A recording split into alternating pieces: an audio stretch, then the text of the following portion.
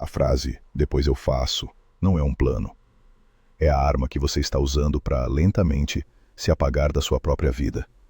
E a pergunta real não é por que você adia as coisas, mas como essa espera se tornou sua resposta automática para tudo que realmente importa. Você olha para o calendário e percebe que mais um ano se foi, e você está basicamente no mesmo lugar, esperando um sinal, esperando ter mais dinheiro, mais tempo, mais coragem.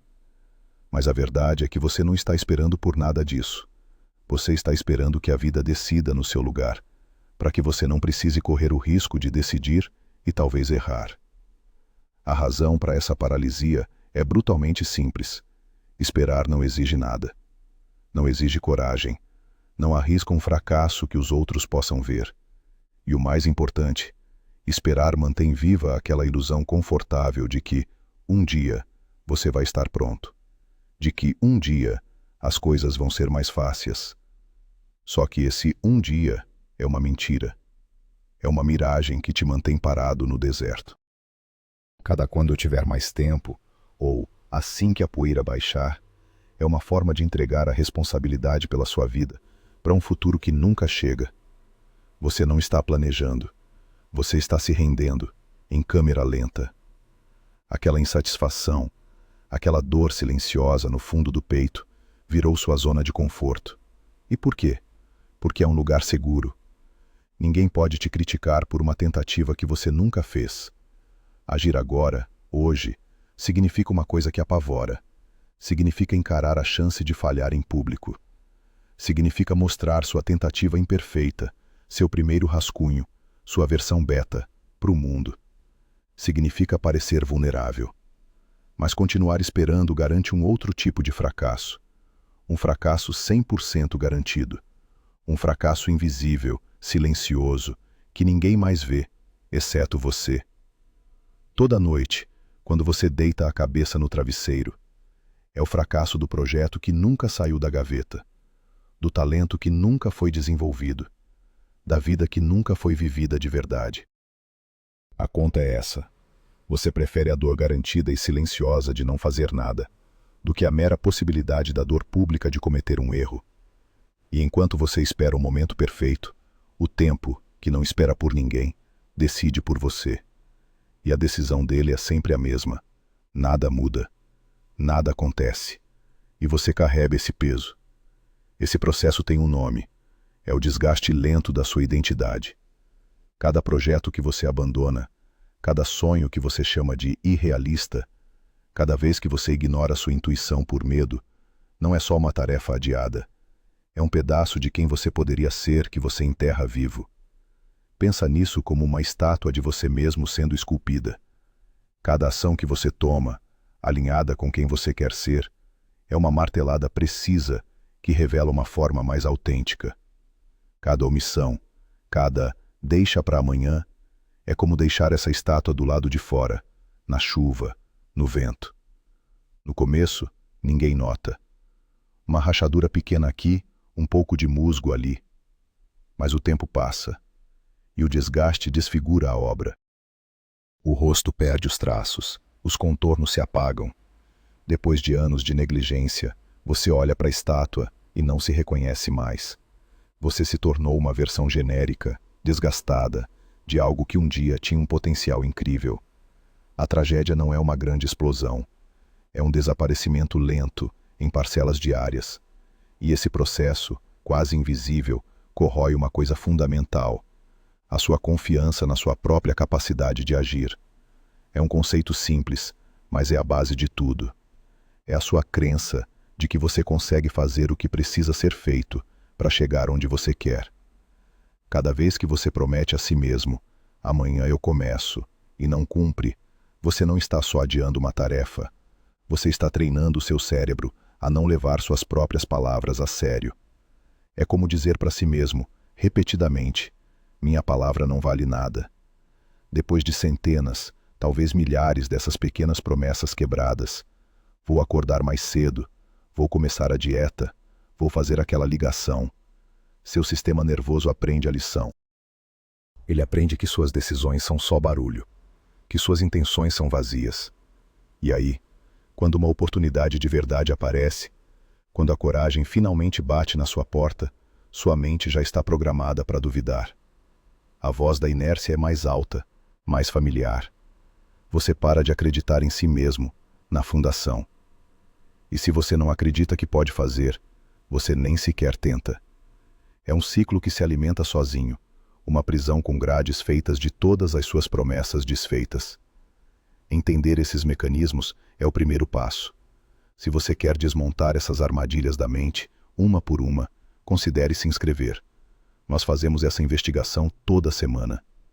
Mas não é só isso. Procrastinar não é apenas evitar o que é difícil. Muitas vezes, é buscar ativamente o que é fácil e imediato. É a armadilha do prazer barato. Seu cérebro é programado para buscar recompensas, para buscar dopamina. E uma tarefa grande, complexa, que vai te dar uma recompensa enorme lá na frente, ela não oferece nenhuma dopamina agora. Pelo contrário, ela oferece estresse, incerteza, esforço. O que oferece dopamina agora? Olhar o celular por 5 minutos, assistir mais um vídeo, comer alguma coisa que você não deveria. Cada vez que você cede a essa distração, seu cérebro recebe um pequeno hit de prazer. E ele aprende. Ele aprende que o caminho mais rápido para se sentir bem, mesmo que por um instante, é abandonar o trabalho significativo e buscar o entretenimento vazio. Você não está apenas evitando o trabalho, você está treinando seu cérebro a ser viciado em distração. Você está substituindo a satisfação profunda e duradoura do progresso pela gratificação superficial e instantânea da fuga. E a cada dia, essa preferência pelo fácil fica mais forte, e a sua capacidade de focar no que realmente importa fica mais fraca. Além disso, cada tarefa adiada cria uma dívida. Não uma dívida de dinheiro, mas uma dívida de energia mental. Pensa em cada coisa que você sabe que precisa fazer, mas não faz. Cada uma delas ocupa um espaço na sua mente. É um arquivo aberto, consumindo memória RAM do seu cérebro, 24 horas por dia. Aquele e-mail que você precisa responder, aquela conversa difícil que você precisa ter, aquele projeto que está parado na metade. Elas não desaparecem só porque você as ignora. Elas ficam lá, no fundo da sua consciência, gerando um ruído constante de ansiedade e culpa. Esse peso psíquico drena sua energia diária. É por isso que, muitas vezes, no final de um dia em que você não fez nada, você se sente completamente exausto. A energia não foi gasta produzindo, mas sim gerenciando o estresse de não produzir. Você está pagando juros altíssimos sobre essa dívida de inação. E quanto maior a dívida, menos energia você tem para começar a pagá-la. É uma espiral descendente. A inação de hoje rouba a energia de amanhã. Para entender por que a gente cai nisso, precisamos olhar para um dos maiores truques da nossa mente, o herói do futuro. A neurociência mostra uma coisa fascinante. Nosso cérebro tende a processar o nosso eu do futuro como se fosse uma pessoa completamente diferente, quase um estranho. Quando você pensa em você mesmo daqui a um mês, um ano, 10 anos, as áreas do cérebro que acendem são as mesmas que acendem quando a gente pensa em outra pessoa. E esse eu do futuro é sempre uma versão idealizada. Ele tem mais energia, mais disciplina, mais tempo, mais coragem. Ele é um super-herói. E, psicologicamente, é muito fácil delegar as tarefas difíceis, chatas e assustadoras para esse estranho heróico. Deixa que o eu de amanhã resolve isso. O problema, claro, é que esse herói nunca aparece. Quem acorda no dia seguinte é sempre você, com os mesmos medos, as mesmas limitações e agora com o peso extra da tarefa adiada. Você está, na prática, terceirizando sua vida para um funcionário fantasma que nunca vai bater o ponto. E a cada dia que você faz isso, você reforça a separação de si mesmo, tratando sua própria vida como um problema de outra pessoa. Mas delegar para o futuro não é a única força em jogo. Existe um ganho psicológico perverso em ficar parado. É o conforto sombrio de ser a vítima. Enquanto você não age, a culpa nunca é sua. A culpa é da economia. do seu chefe, da falta de tempo, da falta de apoio. Você pode reclamar, pode se lamentar, pode construir uma história inteira de como o mundo está contra você. E nessa história, você é o herói injustiçado. Ninguém pode te acusar de falhar, porque você nem entrou na arena. Esse é o ganho secundário da mentalidade de vítima. Você troca a sua agência, sua capacidade de ser o autor da sua própria história, pela segurança de nunca ser o responsável pelo resultado. É uma troca de liberdade por isenção de culpa. O problema é que o preço dessa segurança é a sua própria vida. Você se torna um personagem secundário na sua própria história, um espectador passivo que apenas reage aos eventos em vez de criá-los. Manter a fantasia de que você seria incrível se ao menos tentasse é mais consolador do que tentar e descobrir que você é apenas humano, com falhas e imperfeições. E essa fantasia tem um custo altíssimo, o de manter um sonho perfeito, intocado, dentro da sua mente. Agir transforma essa fantasia perfeita numa realidade imperfeita, bagunçada. Aquele livro que você sonha em escrever é genial na sua cabeça. Mas, no momento em que você escreve a primeira frase, ele se torna real, falho, precisando de revisão. Aquele negócio que você planeja é um sucesso absoluto na sua planilha. Mas, no momento em que você faz a primeira venda, ele encontra problemas reais, clientes difíceis, concorrência.